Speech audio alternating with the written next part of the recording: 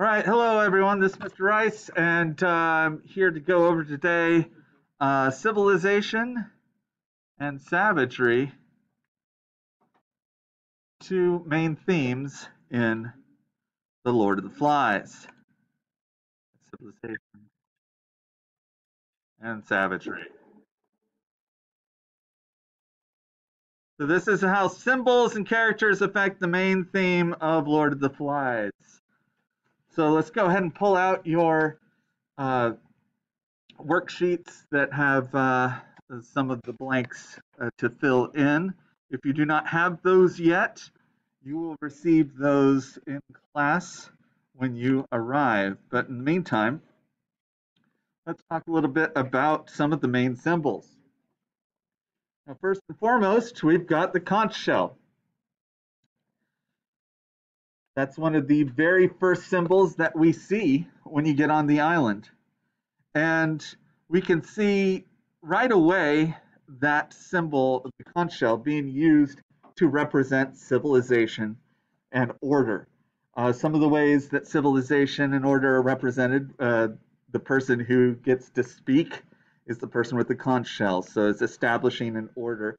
And also civilization, the idea of clear communication and not talking over each other is a civilized manner in which to behave. And so these children are trying to take ideas that they learned in their school and apply them to their situation where they are now, which is a civilized approach. Now, symbols get destroyed, and this one specifically is destroyed when the boulder is rolled off the cliff that comes down and also knocks Piggy to his death. And its destruction, it symbolizes that final destruction of civilized society on the island.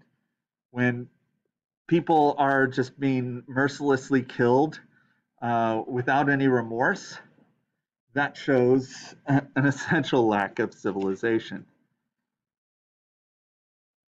And notice also how it was destroyed. It didn't just say that it broke. No, it shattered. It absolutely shattered into thousands of little shards.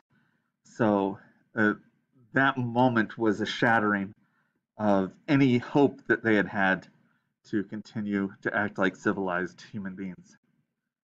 Piggy's glasses is another common symbol. Piggy's glasses represent the scientific method or intellect and that type of approach to the island life.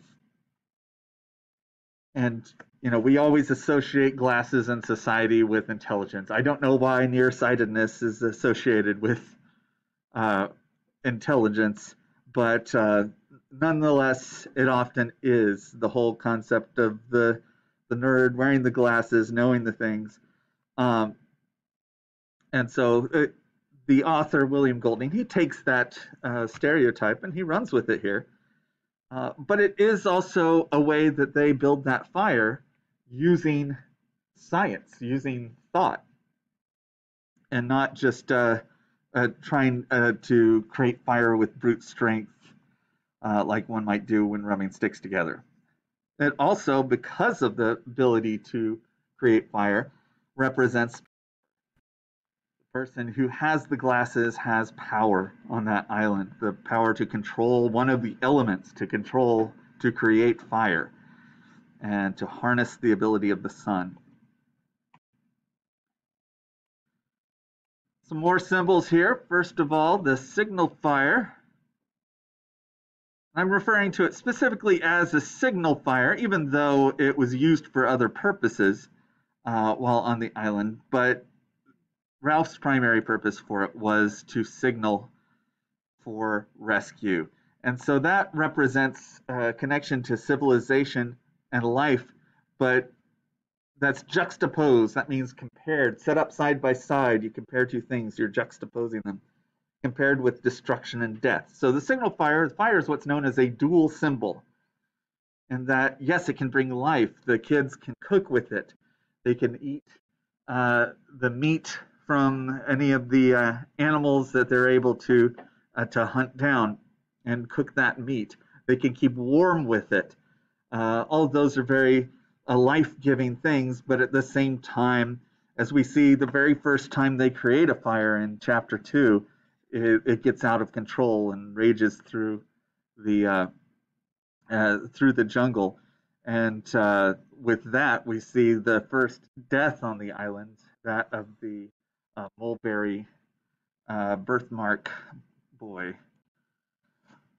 But it does have those multiple uses, so that's what makes it a dual symbol, that it can work for or against.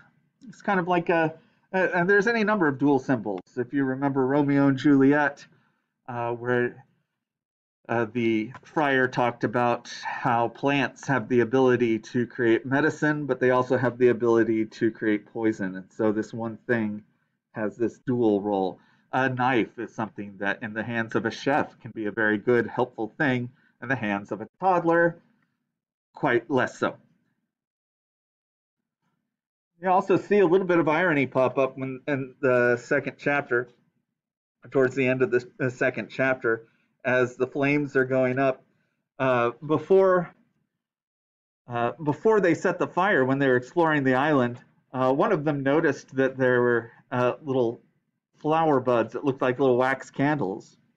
But Jack mentioned, well, yeah, but they won't actually light like candles. And yet, in the very next chapter, you see them going up in flames. So maybe not quite like candles, but a little bit of an irony that it did the opposite of what he said. Then we could talk about Jack's knife or weapons in general as another symbol. And this, I think, is all different types of negative symbols and motions and ideas here. It symbolizes power or strength, control over others. And that control could have just been through fear as well, because he would brandish his knife to challenge other people, right? Controlling people through fear. They don't want to mess with him because, hey, he's got the knife. And also death. That can bring death to people or pigs, as is the case in this story. The island itself is a symbol, and I think an often overlooked one. If you look in the notes at the back of the book, the author literally states that the island is supposed to represent a microcosm of our society. Now, what's a microcosm? Let's look at the roots. Micro is a word, a Greek root meaning small.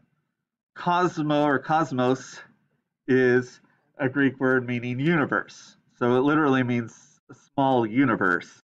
A microcosm is a smaller representation of a larger thing. So in this case, a smaller representation of our own society. And it represents the human condition on our world. Before those boys arrived, how was the island? It was nice. It was a pleasant place, right? Pigs running around, butterflies and birds, and just it was a peaceful, untouched island. Fruit growing around, there's plenty for the animals to eat. And then the humans arrive, and just like they have scarred the real world with their activities, their behavior, because remember, a world war is going on, so too do they scar the island. The island is scarred as the plane crashes. It literally creates a scar on the island. In fact, that's a reference from the very beginning, where you see on the very first page, the undergrowth at the side of the scar was shaken and a multitude of raindrops fell pattering. Wait a minute, said the voice. I got caught up. And he pointed it out and said, this is what the scar done. So you have that area where the plane crashed on the island. It literally scarred the island. It created damage, and it brought the boys to create even more damage. Which leads us to the beastie, because ultimately that's what the beastie is, right? It's those boys. Now it represents fear and savagery, the ideas of fear and savagery, and it takes on a multitude of forms in the boys' minds throughout the story. At one point, the beastie could be represented by just the creeper vines, that mystery of looking out into the jungle in the middle of the night, and those scared little kids as they see the vines that look like snakes. So it's that representation of their fear. And then that fear is built up when the dead paratrooper lands on the island and they just see his outline, and his outline is scaring them, freaking them out. Later on, they're uh, using the pig's head as a sacrifice, an offering to the beastie, but in the same way, it's a representation of that beastie, because ultimately the beastie, as is revealed through the pig's head to Simon, is the boys themselves. They are the beastie. They are the thing that other things on the island are fearing. The pigs are afraid of them. Other boys are afraid of them. They are damaging the island. When they set the island on fire in chapter 2, part of it, not only did they damage it, but one of the boys, the one who at first said he saw a beastie, was killed. Ultimately, he was right to be afraid of a beastie. He just didn't know what the real beastie was. That leads us to pigs, which you would think, oh, well, the pigs are little beasts as well, but really they take on an opposite symbolism. They are more a symbol of innocence on this island. The pigs are just a natural part of the island, and their death is the death of innocence, as we see when we first encounter the piglet. And Jack can't bring himself to cut it and bring blood from it because it's an innocent little creature. But eventually, the boys get past their misgivings and they are okay with killing the innocent pig. And those pigs are a representation of the natural world versus this unnatural society that the boys bring in. So those are the symbols of the Lord of the Flies. Next time I will go over the characters, and let me know if you got any questions. Thank you much. Bye.